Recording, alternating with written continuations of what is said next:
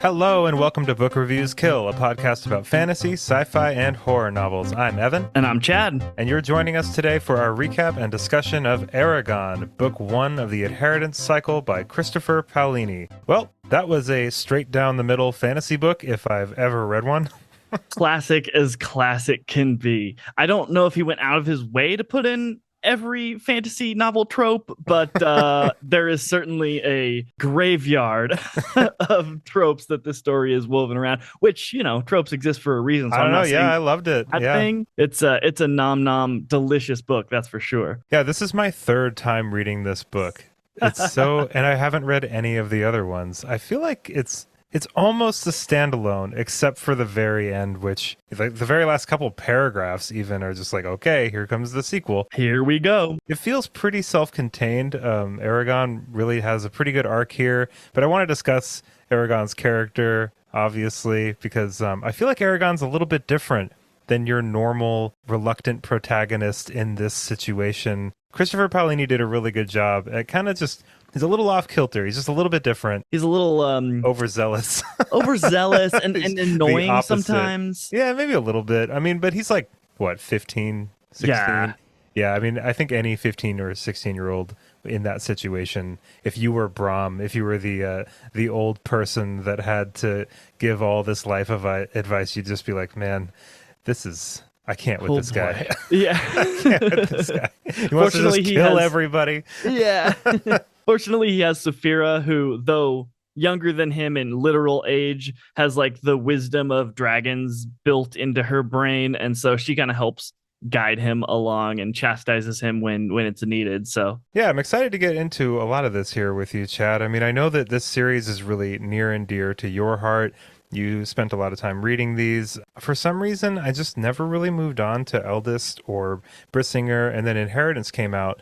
And I guess that's the last book, right? Yeah, uh-huh. Okay, cool. So yeah, and I've only read up through Brissinger, the first three. Oh, okay. So yeah, we both haven't even read the last one. So that's pretty cool. It's also been so long since my first read through of the first three that I'm kind of like rediscovering this story as I read. Like, I couldn't tell you what happens during the next book. Like, I know some of the general outline, but the specifics still elude my memory. So it's really nice. It set up some mystery here. I'm excited to get into the second one. But before we do that, let's do the recap and have a nice discussion about this. Let's do it.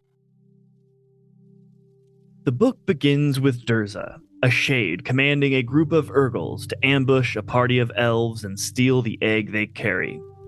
The Urgals slay 2 elves, and the third teleports the egg elsewhere before Durza captures her. While hunting in a treacherous tract of land called the Spine, Aragon sees an explosion and finds a strange blue stone in the aftermath. Aragon is a 15-year-old boy who has lived with his uncle Garrow and his cousin Roran on a farm near the village of Carvajal, left by his mother 15 years before. After trying and failing to sell the stone to buy meat, a baby dragon cracks through its shell and bonds with Aragon, giving him a silver mark on his hand. Aragon names the dragon Saphira, after one of the dragons of legend described by Brom, the village storyteller. Aragon raises the dragon in secret until 2 of King Galbatorix's servants, the Razak, arrive in Carvajal. Aragon and Saphira escape and hide in the Spine, but Garrow is fatally wounded and the farm is burned down by the Razak. Once Garrow dies, Aragon and Saphira begin a vengeful hunt of the Razak. Brom, the village storyteller, insists on accompanying him and Saphira, and gives Aragon a sword called Zarok. Aragon becomes a dragon rider through his bond with Saphira. He is the only known rider in Alagaësia, other than King Galbatorix, who, with the help of the now dead Forsworn, a group of rogue riders, killed every other rider 100 years ago. As they travel, Brom teaches Aragon sword fighting, magic, the ancient Elvish language, and the ways of the Dragon Riders. They travel to the city of Term, where they meet with Brom's friend Jode. Aragon's fortune is told by a witch named Angela, and her companion, the werecat Sulumbum, gives Aragon mysterious advice. With Jode's help, they finally track the Razak to the city of Drosleona. They manage to infiltrate the city, but are forced to flee after a run-in with the Razak. That night, they are ambushed by the Razak. A stranger named Murtag rescues them, but Brahm is mortally wounded. Brahm gives Aragon his blessing, reveals that he was once a dragon rider with a dragon named Saphira, and dies. Saphira uses magic to encase Brahm in a diamond tomb. After Brahm's hasty funeral, Aragon and Murtag make for the city of Gilead, seeking information on how to find the Varden, a group of rebels working toward the downfall of Galbatorix. Near Gilead, Aragon is captured and imprisoned in a jail that holds a female elf he has been having reoccurring dreams about. Murtag and Saphira stage a rescue, and Aragon brings the unconscious elf along. After fighting Durza, Murtag seemingly kills him with an arrow shot through his head, and they escape. Aragon telepathically communicates with the elf, named Arya, who reveals she has sent the egg to him accidentally. From her, he learns the location of the Varden. Murtag is reluctant to journey to the Varden, revealing that he is the son of Morzan, former leader of the Forsworn. An army of Kol, an elite squad of Urgals, chase Aragon, Saphira, Murtag, and the still unconscious Arya to the Varden's headquarters, but is driven off by the Varden, who escort the party to Farthendur, their mountain hideout. Aragon then meets the leader of the Varden, Ajihad. Ajihad imprisons Murtag after he refuses to allow his mind to be read to determine his allegiance. Aragon is told by Ajihad that Murtag failed to kill Durza, as the only way to kill a shade is a stab through the heart. Oric, nephew of the dwarf, King Hrothgar, is appointed as Aragon and Saphira's guide. Aragon also meets Ajihad's daughter, Nasuada, and Ajihad's right-hand man, Jormungandr. He is surprised to see Angela and Solumbum again, and visits Murtag in prison. His magical abilities are tested by two magicians known as the Twins, as well as his physical competency, which is tested by the now-recovered elf, Arya. He performs well and passes both tests. Aragon and the Varden are then attacked by an immense Urgal army. Aragon personally battles Durza again, and after a grueling mental battle, is overwhelmed by Durza, who slashes him across the back. Arya and Saphira shatter Isidar Mithrim, a large sapphire that formed the roof of the chamber, to distract Durza, allowing Aragon to stab him through the heart with his sword. He falls into a coma and is visited telepathically by a stranger, who tells Aragon to visit him in the elven capital, Elismira. He wakes up with a scar across his back and resolves to journey to Elismira. Man, I really liked the ending of this book a lot, because it's just this big bombastic ending, and then that's it. There's no recovery. There's no, I mean, there's a little scene like that last chapter where they're all kind of together. I like that Saphira is too big to come into the room, so she just like snakes her head in there. Snakes her head in there. Yeah. That was a nice touch. That was a good visual, but yeah, it was an exciting battle. Like that big thing in the ceiling, like exploding as like a distraction, and then Aragon just that last thrust through Durza's heart like that, and then it's done. And it was so well put together and so clean. Succinct and clean. Yeah.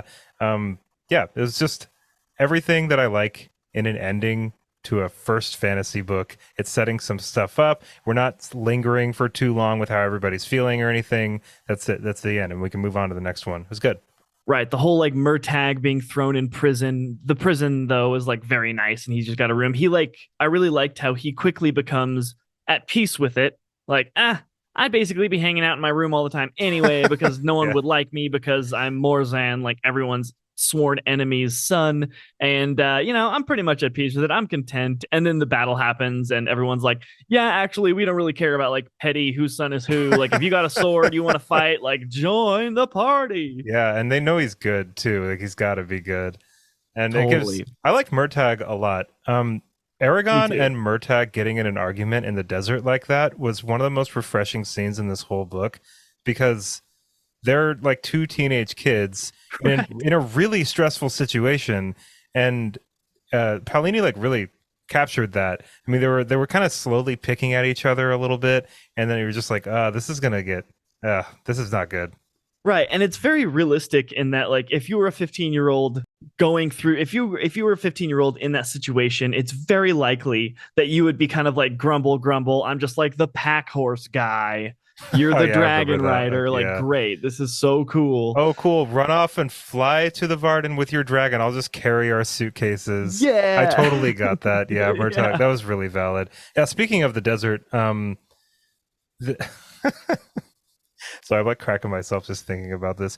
So there's a part where Murtag, Aragon, and Saphira are basically kind of trying to figure out how to deal with Arya's unconscious dead weight form. Right, And then she's they been just unconscious for like 2 weeks at this and then point. they decide to strap her to Saphira's stomach, and the visual of that, like Arya just like limp, like head lolling, just flying strapped to Saphira's stomach. I Oh, like couldn't get that out of my head. it's even worse than that. They say specifically, because I remember chuckling about this too, that they make ropes out of uh blankets and extra clothes. So they have like sweaters and like t-shirts and stuff like tied together around this dragon. Like how they have enough blankets and clothes to wrap around the dragon is like okay. It makes Or like sense. That's worried the about only like way. chafing and her Yeah, falling or something. Like man, I don't... it just seems so like undignified. I Like know. I wonder if Aragon is like, well, I just won't like send that mental image to her. Yeah. She's being jostled, swinging about. Saphira's like banking around. Even though I've read this book, like this is my third time, I feel like you have a closer connection to it. And I wanted to ask you some questions that maybe got answered in the book, but maybe I overlooked. But one of my chief questions here is, how did Aragon get so fluent in the ancient language? Like to the point, he's not having like full conversations, but he's saying like full fluent phrases, not even just for magic. One example is Arya when Aragon and Arya are kind of communicating telepathically when Arya is unconscious. Mm-hmm. Um, she tells him, when you get to the Varden, say this phrase. And it's like a pretty long phrase. And Like he a says full it sentence. perfectly. I think it would have been cool if he had forgotten it or something when they Had to got write it there. down and was Yeah, like maybe. fumbling It's with just something. it Yeah. seemed like too much. And it's funny because I'm really okay with like Aragon's abilities. You know what I mean? Like Mm-hmm. his swordsmanship and everything. He's a dragon rider. Like this dragon picked Aragon for a reason, and I'm very okay with sitting with that.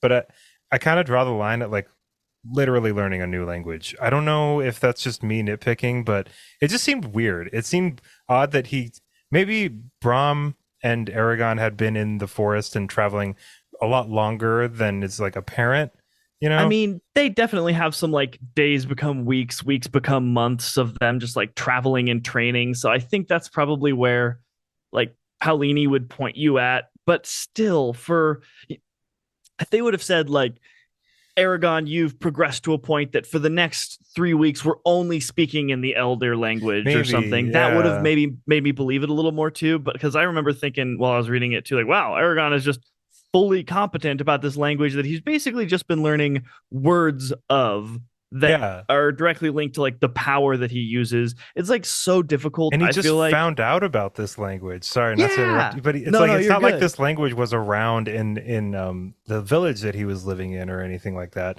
And he had heard snatches of it from other people. It's like no, he's just learning that this language Right. even exists. And And then now, he's not in a setting where he's using it all the time, which I think would be yeah, the easiest way. Like I would have believed it if he was living with the elves in that amount of time and he was just using it. So it's like this saturation that he's constantly being inundated with this language, but he's just like learning random words like fire, Berserker. Like no, but I mean, I don't I think you know. can. I think with a lot of this though is and kind of like what I'm doing with his swordsmanship abilities and even his magic abilities that he has. Maybe you could just chalk it up to him being a dragon rider. There's these skills that maybe I don't know much about the lore of these books or really how the magic system works. I hope it goes into more detail about that. Mm-hmm. Um, but maybe it's just he's a dragon rider, so these things come really naturally to him. That's kind of what I was saying to myself, Right. like while You made a reading really it. good point of like he was the one that Saphira chose. Yeah, Thus, it's that's a safe big to assume thing. he's like very competent mentally, physically, magically, etc. How do you feel about how Aragon kind of took all of this. Not only the realization that he's a dragon rider, this is a dragon, like those beginning things, I feel like his reaction made a lot of sense. But I was really impressed with kind of just how he took most of this in stride. Like, yes, he was stressed out, but by the time he gets to the Varden and he's in this compound, I feel like he's doing a pretty good job kind of being saddled with, you're the last dragon rider apart from this evil king that probably wants to kill you. Maybe Right. not, but probably. How'd you feel about that? I mean, and just to kind of add on to what you're saying and to answer your question, he's also now being pulled politically by all these different forces who Yeah. have uses for him. They want him on their side.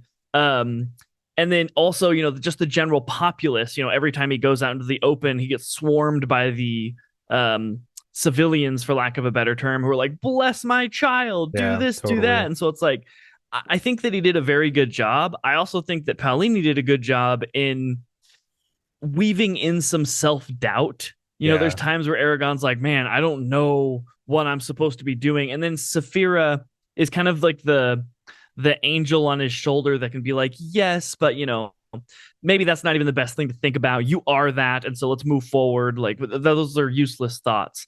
And I found it was very realistic in that, like, so Aragon has this dragon. He's obviously becoming something beyond himself and much more than like the farmer hunter that he was, the peasant back in Carvajal. And he's still like being kind of snotty to his brother Roran, who like has this opportunity to go work in the mill, and he's like, great, just like leave me. And it's like, dude, you have like a dragon that you're training that you're not even telling In him about. secret. Like, you have no ground to stand upon. So I don't know, I felt that was pretty, but it was like realistic. Like, yeah, it made me be like, Aragon, you suck. But at the same time, like, he's 15, he is going to be feeling these thoughts and he's going to be doubting himself. I mean, I would be. Yeah, Like, I'm I twice his liked age and I when, would be. yeah. What do you think? Because I thought this maybe was a little premature. When he kills Durza at the end, stabs him through the heart, one of his first things that he thinks afterwards is like, I have become the thing that Ajihad told me, which I should, which is a authority all on my own, not ruled by any king. Or what did you think about that? Did you think that that was earned, or if it was a little premature? Because you remember thinking like, I'm that now. Yes. Well, it's interesting, like the way that that was structured, because he had already kind of implied that by himself in his first conversation with Ajihad. So, you know what I mean? Like, Yeah. it felt like he had already kind of come to that conclusion, and then he just like kind of came to it again. No, I'm super that. Yeah. Yeah, maybe. I don't know. Maybe. I'm really glad that we read the Dark Tower, because the idea of Ka is now woven into my reading experience, because Yeah. it kept kind of like rolling my eyes a little bit and then like, kind of awesome that you have Brahm along with you, like the one guy who has dragon riding experience. Brahm's like, oh, I'll do one better. I know how to make a dragon saddle. It was just Yeah. like, oh, of course you do. He's also a master swordsman, master magicer, everything that Aragon needs to help shape him towards and prepare him for his future troubles is like perfectly there. I mean, I think that the Brahm thing, I hear what you're saying for sure. I think that they did a pretty good job. I think it was Arya that was explaining, or maybe I can't remember who it was, either Arya or Ajihad or somebody was explaining how Brahm kind of like came to be in Carvajal, that whole situation. And that's what I was kind of waiting for. I forgot that happened in this book, and I was waiting for that little slice, that little nugget of information. And we got it. So that was really nice. And it kind of made sense then that, like, okay, so Brahm was kind of in league with the Varden, and he had kind of ended up in Carvajal because of all these different things that happened. And that is where Aragon happened to be. That is a stroke of luck. But I feel like Brahm took a shine to Aragon, and I like to believe saw something in him before Saphira did. But I Yeah. don't know. I feel like you can't look too hard into it, because I this was is just like, Ka. I mean, the story's got to happen, Totally. at a And certain as level. we've said in previous podcasts, this story was written about him. Like, there's a reason why this story was written about him, because special things do happen, special circumstances do happen, and like the stars do kind of align. My one, like, what thing, and I want your opinion on this, was Braum letting Aragon kind of lead the quest for like his revenge journey. Like the whole reason they leave is to pursue the Razak, and so Aragon can kill them and get revenge. Like obviously, if he stumbles across them right away, he is like very much not prepared for this fight, and maybe still isn't.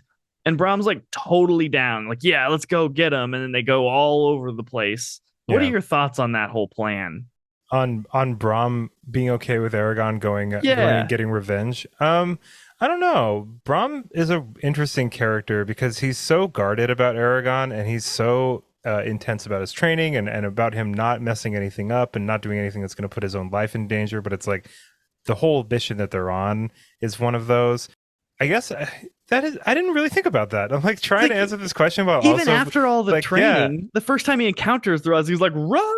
And then later he's like, if it was just them, I may have stood and fight. But they also had soldiers, so I had to run. It was like, and then later they're being pursued by the Razak, and they're like, we can't get caught. And it was like, well, the whole first part of the book, you were chasing them. Now they're chasing you. It was like, Well, I mean, getting chased is more dangerous than chasing somebody, yeah, right? that's true. I mean, I don't because you know. could get, well, you can get surprised, but it's like, were you really just depending on surprise being like your one ace in the hole to What I'm overcome gonna them?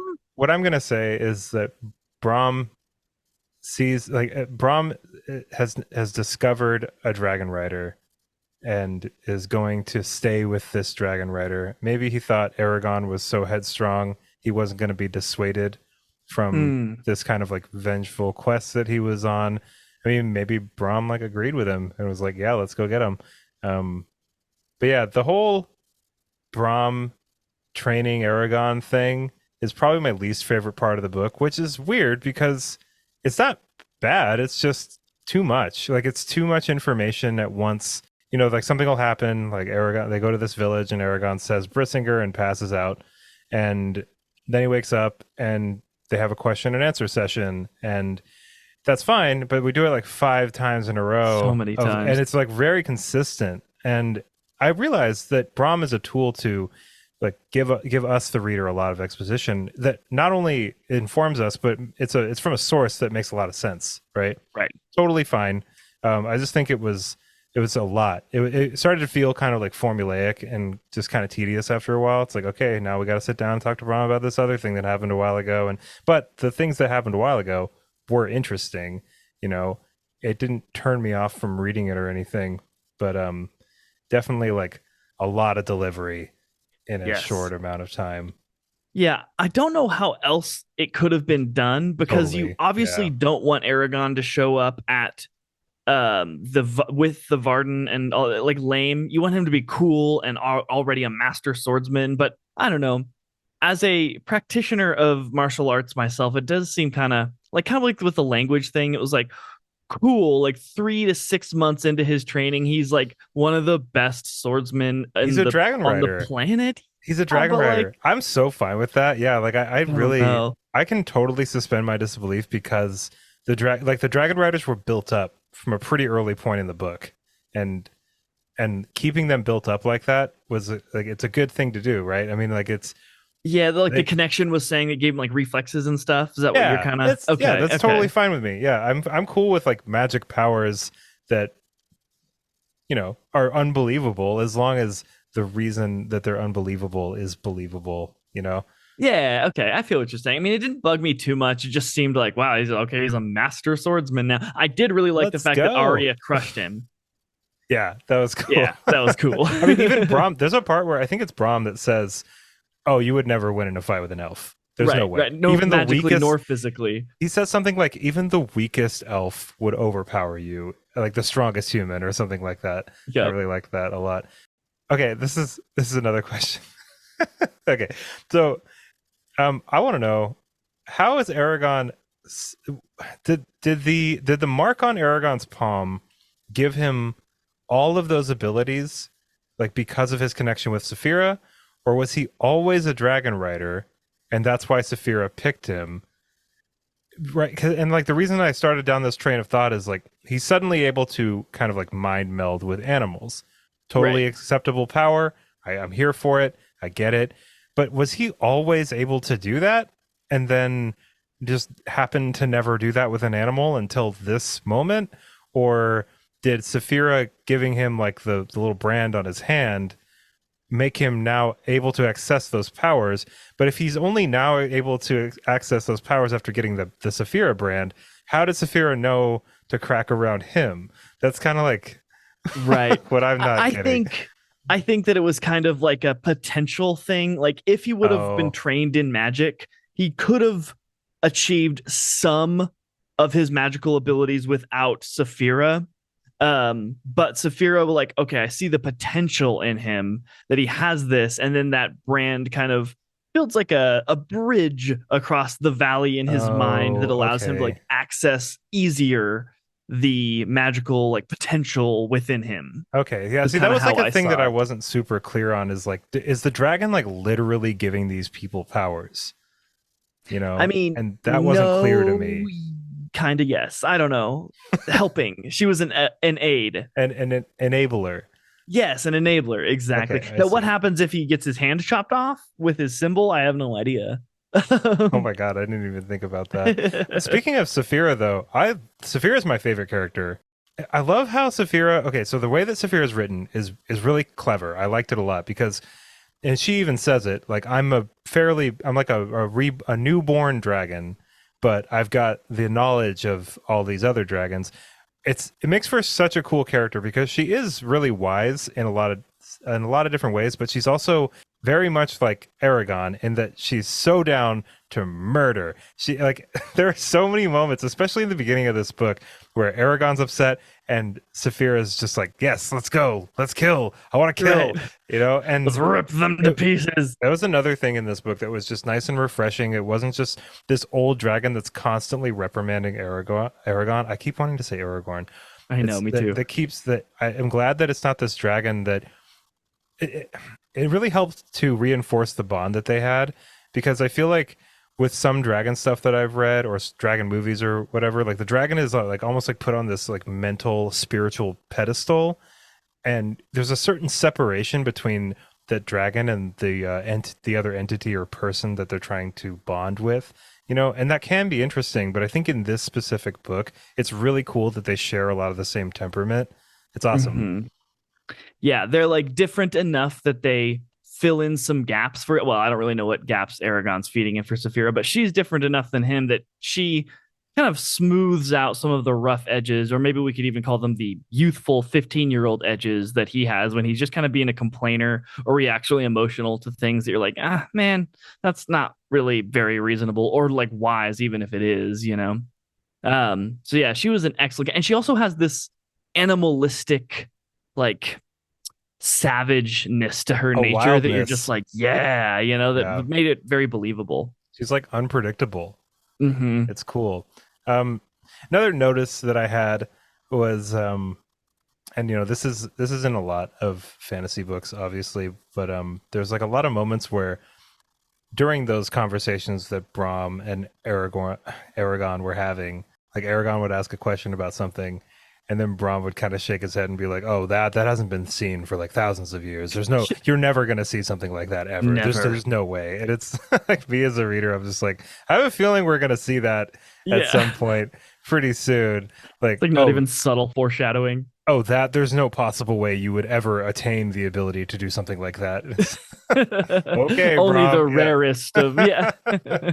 You're talking to the one in a billion person who had a dragon crack next to them. Like, yeah, I think we might see some of this in this fantasy story, which I'm excited about Absolutely. because I think that one thing I would really love to see out of the second book is an even deeper dive into the lore and the world building and just kind of like the mechanics behind magic. That would be really great. Because it Hmm. seems like in this book, the mechanics of magic is just Aragon thinking really hard about it and Right. expending some arbitrary amount of energy to be Right. able The to only do thing it. that's kind of laid out clearly is like the once you commit, you're Yeah, there that and you is, can't yeah. pull back. And I think that was a really cool scene where Brahm had kind of reprimanded Aragon and said, like, if you do this wrong, you're gonna die.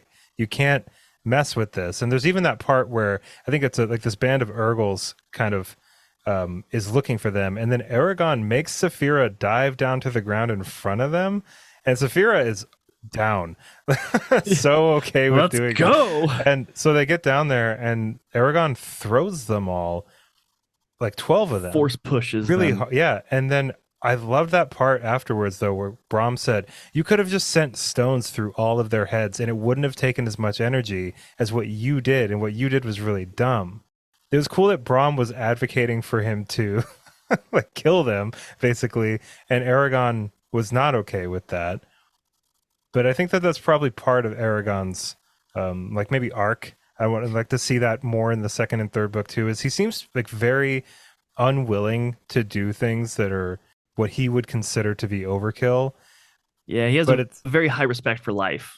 yeah, but it's also he this whole journey started with him wanting to go and kill a bunch of Razak at the same time. Right. So it's got to be really justified for him to do that. Is another good example is the when him and Murtag get in an Yeah. argument in the desert because Murtag cuts off that slaver's head. And like, what did you think about that? Because I thought I thought it was a good call. I don't know. That guy was a would have great killed call. them. I think even Brahm says like if someone's going to kill you, you know, if it's a choice between you and somebody else, and I don't know, I was on Murtag's side with that. I mean, Absolutely. like And Saphira kind of. Oh, go ahead. the guy was definitely, if not going to enslave you, definitely going to kill you. You know, so I don't Yes. know, or maybe And the other way they around. know that they have an elf with him. Like he's a high ticket capture for these slavers. Yeah, And Saphira even kind of chastises Aragon because he's like, he was helpless on the ground because the guy had already been knocked down. He wasn't like it wasn't like during a fight. It was like this guy was on his ground being like, oh no, I lost. And then Murtag's like decapitated.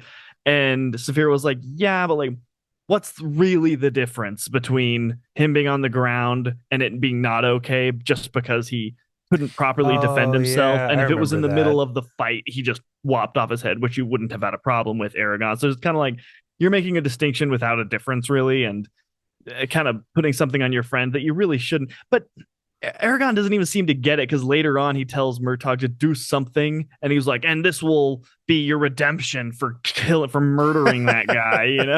Murtag's just like, let it go, man. Oh, The guy was gonna kill us. I have another question here. Brahm tells Aragon, I think in Tiram, when they're visiting, when they're trying to get like the those forms that say where that poison had been bought or right, the whatever. records. Yeah. So Brahm tells Aragon he might have to be prepared to die for what he believes in. Mm. I thought that was an odd place to put that conversation because I don't think it was a bad place to put it, but I feel like at this early point in this book and in this story, I don't think Aragon really does believe in anything. Like the politics of this situation hasn't really been laid out for Aragon by Brahm in a way that I felt like Brahm could force that kind of decision on him or even force the taste of that decision onto him. You know, it felt Yeah. like a weird thing for Brahm to say because it's not wrong, right? But it seems like an odd expectation to put at somebody's feet when they don't even know the lay of the land.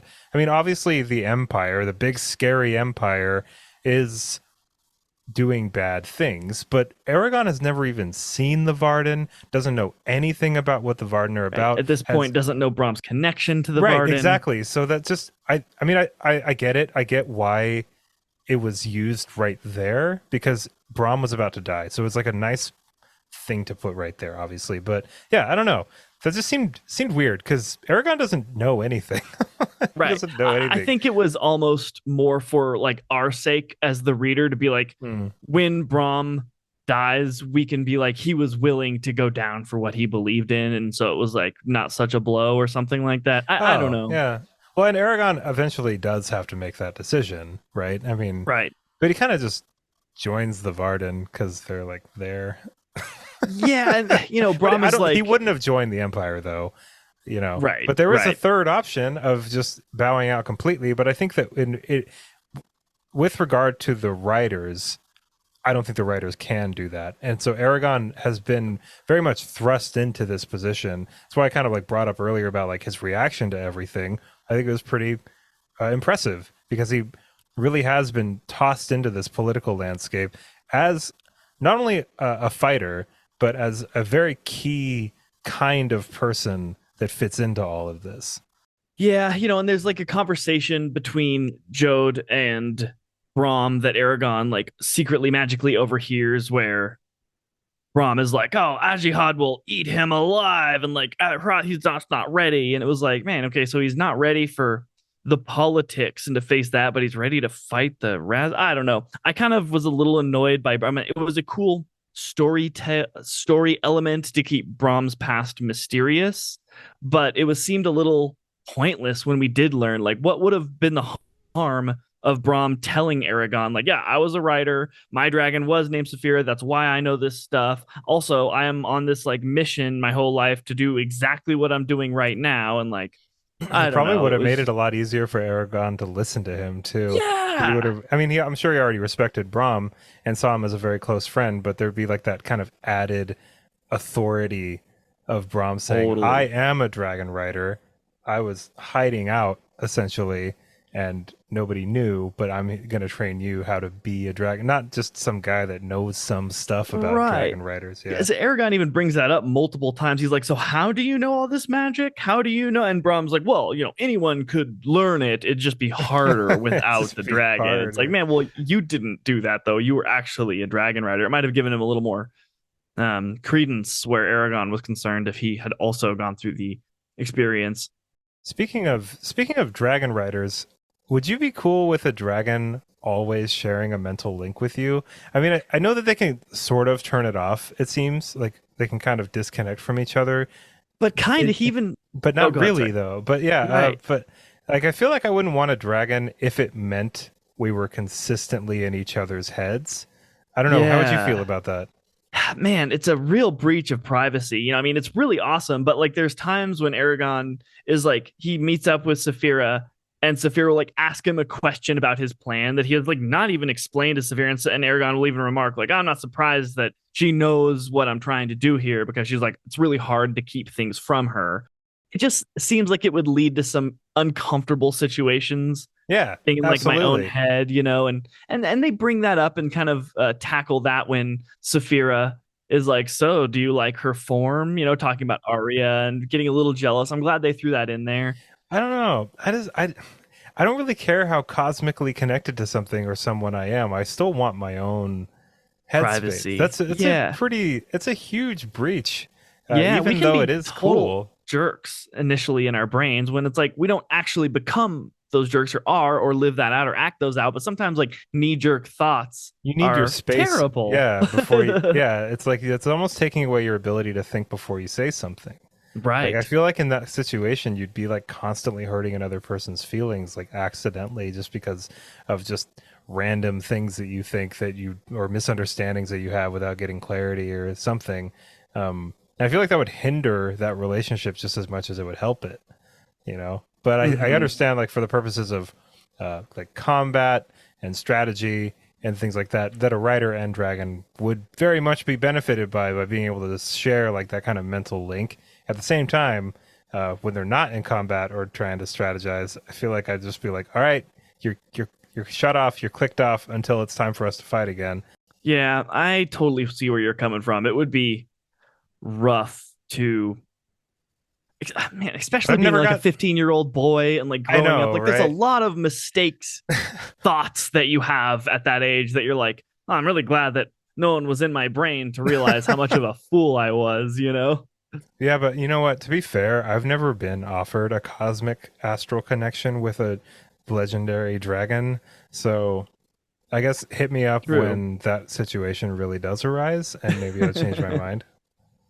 Very true. And like the power that he is offered. Okay, I got a question for you about some characters here. What did you think about the twins? Like, are they obviously the traitors here, or No, what's going on with I them? don't. I could be so wrong about this, but they never struck me as super malevolent.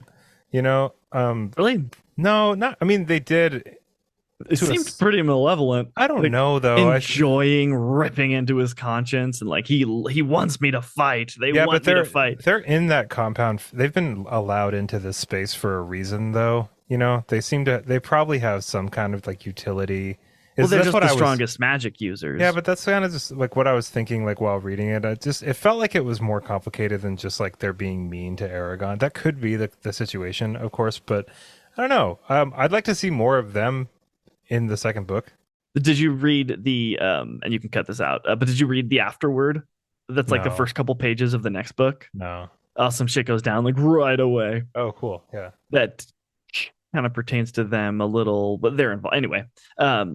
I don't know. I feel like, especially considering this book was written by someone so young, I feel like we're obviously led to hate them, and I feel like they're definitely going to be the traitors. I don't remember honestly, but I feel like just from the way the story is, I don't it's know. not It feels a subtle, little and I too feel like they're going to obvious. be traitors. I know, but I just feel like they're going to I'd be the be. traitors. I feel like it'd be cooler if like Ajihad was. The leader of the Varden. Yeah, like something like that would be. That would that would shake some stuff up, you know, like not just like the obviously evil magic users over here, but we'll see. I don't know. I've never read the second one.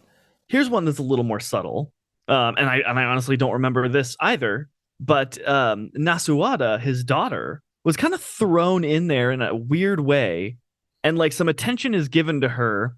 Especially, it's like mentioned that Ajihad is furious with her because he ordered her to leave, but she stayed and fought, pulled a Aowen, Yeah. and which is great. But like, I don't know. I've got suspicions about her too. What are your thoughts? Oh, I don't at all. No. No. Well, I mean, maybe no. She doesn't. She no. We didn't really spend that much time with her, so maybe. Do you think that there's going to be some kind of betrayal or something? Oh 'Cause yeah. okay. Yeah.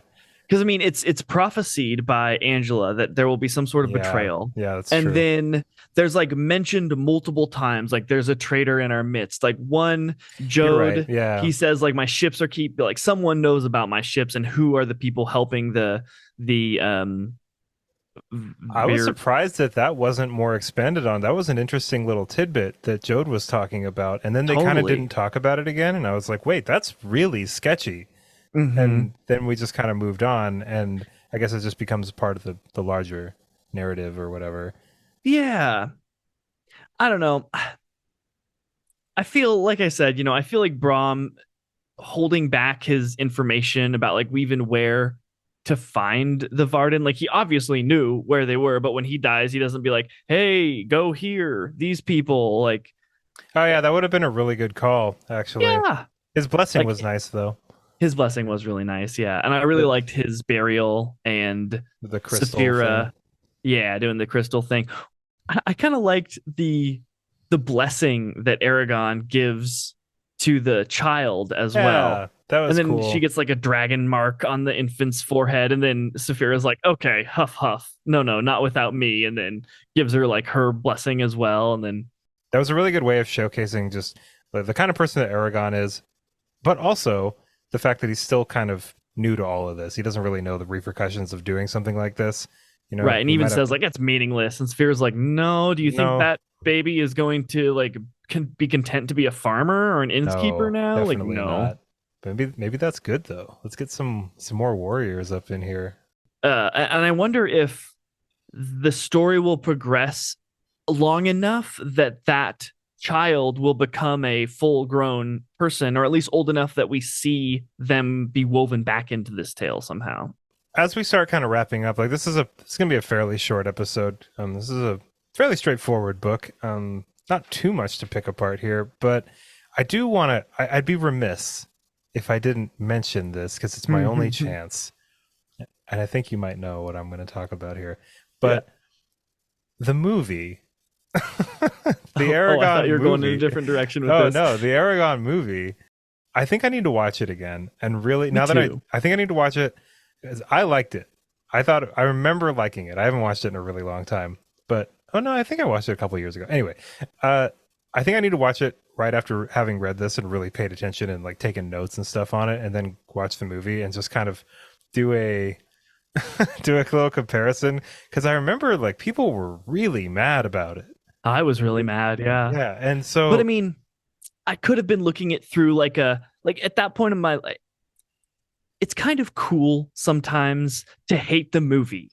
Like be like, I guess yeah. I'm such a like, purist that the book was so much better. And it's like, I don't know, I could have been seeing it through kind of like Oh, you mean it's like I want to fashionable be to do cool. that? Yeah, I Yeah, want to I be see what you're fashionable saying. by hating it. So it's like I'm wondering now if that's the filter that I was looking through, and I unfairly judged the movie because of that. Well, it depends on why you didn't like it, right? Because I think that a lot of people seem to take an issue with it because it was too fast. Like it Yeah, just it completely jumps over whole sections of this book.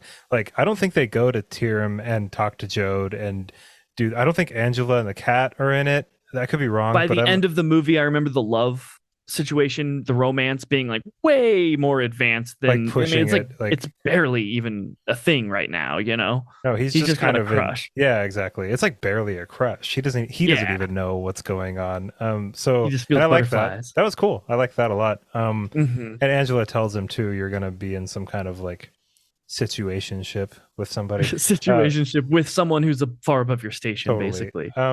But yeah, Though I we don't don't know who know. his parents are, so maybe there's some hidden. Do you think that they're gonna make a like a long form TV show out of this someday? Because obviously the movie, didn't do great, but this is a good story. I could see them doing it. I could see them doing it too, and Yeah. I mean, I'm kind of surprised that they haven't already, especially after Game of Thrones was so large and well widely accepted. Because like dragons are in, and they're only gonna like vampires and other things that kind of have their wave of popularity. I'm surprised they didn't Man, throw this in there.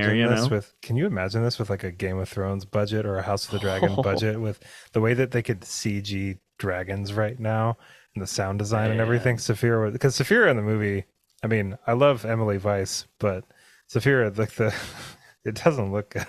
No, it's a little snub nosed and kind of like dweeby looking almost. I listened to the audiobook for like the last half of this. Oh yeah, who was the reader? Gerard Doyle is the narrator. And it's funny because he does a pretty good job. It's not a bad narrator at all, but for Saphira, he does like this kind of like Aragon, you need to What? get out of here. And I don't know why he doesn't like. I mean, I don't know why you wouldn't. I guess too, because he's like She's doing. like a He's not 45-year-old smoker. but Aragon. Aragon, you need to go down to the corner store and buy me some palm Buy me some palm malls. No, it wasn't like that, but it was like very like throaty and low.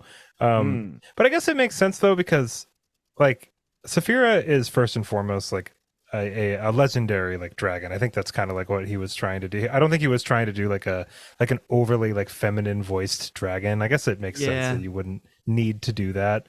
That's But still a gruff like rasp. No, it was funny I though. Yeah, really like the this first time clear- Saphira talked, he was just like, "Oh my god!" I was like, "Wait, what? Why'd you do Wait. it like that?" But whatever, it's fine. Yeah. I really liked the words of wisdom that Garrow gives to Roran and Aragon prior to Roran leaving. And I'm going to read them here. He's like, I have words for both of you. It's time I said them as you're entering the world. Heed them as they will serve you well. And it kind of, I don't know, I feel like there's a lot of foreshadowing built into it. He says, First, let no one rule your mind or body. Take special care that your thoughts remain unfettered. One may be a free man and yet be bound tighter than a slave. Give men your ear, but not your heart. Show Totally. respect for those in power, but don't follow them blindly. Judge with logic and reason, but comment not. Yeah, that's Um, that relates very much to that's very relevant to Aragon's situation for sure. I think he Yeah. takes that to heart. Totally. And then he continues on. He says, Consider none your superior, whatever their rank or station in life. Treat all fairly, or they will seek revenge. Be careful with your money. Hold fast to your belief, and others will listen. Of the affairs of love, my only advice is to be honest. That's your most powerful tool to unlock a heart or gain forgiveness. Man. I thought those were All pretty, right. Yeah. pretty wise words. I can't really argue with any of that. Right. I mean, maybe Though- if you're like in the army, you should probably like if someone's ranked above you, I think you'll get kicked out if you don't. Right. Like maybe you should consider some your superior. Yeah. But I You think know, he meant it in a respect. different way. Totally, Yeah. totally. I wonder if he says like first let no one rule your mind or body, and you could definitely say that Aragon has kind of immediately betrayed that rule by linking mentally forevermore with a dragon, but it's like they It's- obviously are tightly bound and Yeah, have each other's Saphira best doesn't interests in rule. mind. I think the key word there would be rule, right? I mean, Saphira doesn't rule Sure. Aragon's mind. It's definitely not unfettered, I guess. Yes. But yeah, I kind of thought that as you were saying it, but Yeah. it's fine. I thought it was a little funny that during the chasing of the Razak, they don't set a watch when they're sleeping, like ever, until they get to Tyrim and beyond.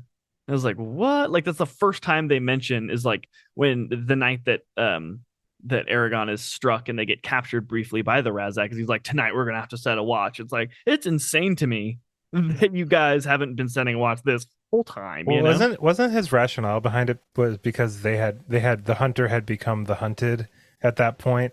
I think that's why they hadn't said. Yeah. I mean, it would have been a smart. I'm not disagreeing with you. It would have been a smart idea, Yeah. regardless, because Brahm clearly knew that there were Razek and Urgals like all over the place. Right. And Aragon even mentions to himself when he's thinking, he's like, oh, they might have killed Garrow just as a way to get me, to like lure me out into following them, you know? And it was like, man, they could just turn the old switcheroo.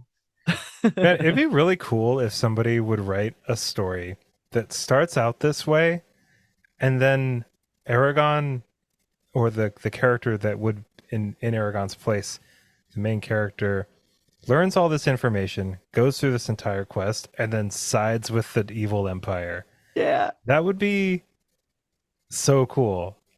And I'm not trying to knock this because I have Like a a feeling, Breaking Bad version of Aragon.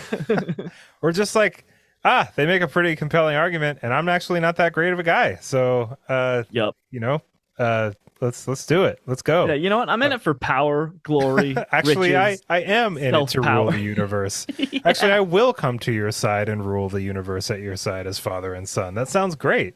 Is Mhm. Galbatorix Aragon's dad? Don't answer that. I'm just saying it out loud to get it I honestly don't cataloged. remember. Okay, so I'm predicting that Galbatorix is Aragon's dad. Yeah. Or he finds out that Brahm was his dad. But I don't Oh. think that's true. I feel like Brahm would have told him as he was dying. But he's somebody's son because, like, yeah, Brahm is obviously knew a whole lot about his mom and like too much. Brahm knows who's his dad. I think it's Galbatorix, but we'll find out as we I think keep you're reading right. these books. Everybody, thank you so much for listening to our first episode for Inheritance. Chad and I have been meaning to get to this series for a while, and I know that this series is very near and dear to a lot of people's hearts. A lot of people read this when they were younger. These are very, very important books to people. So thank you for giving Chad and I the opportunity to go through these at length and kind of dissect them. I'm already having a blast with this, and I can't wait to get into the second book. And I can't not hype the fact that we have Christopher Paolini himself coming on once we're done with this read through to be interviewed by us, which I'm really excited for. So thank you everyone for sticking with us, and I hope you're also looking forward to the tasty treat of interviewing Mr. Paolini at the end, because that will be fun. Everybody, thank you so much for joining us for this episode. We look forward to having you on the next ones. I hope you all have an awesome rest of your day, and of course, happy reading. Bye, everybody.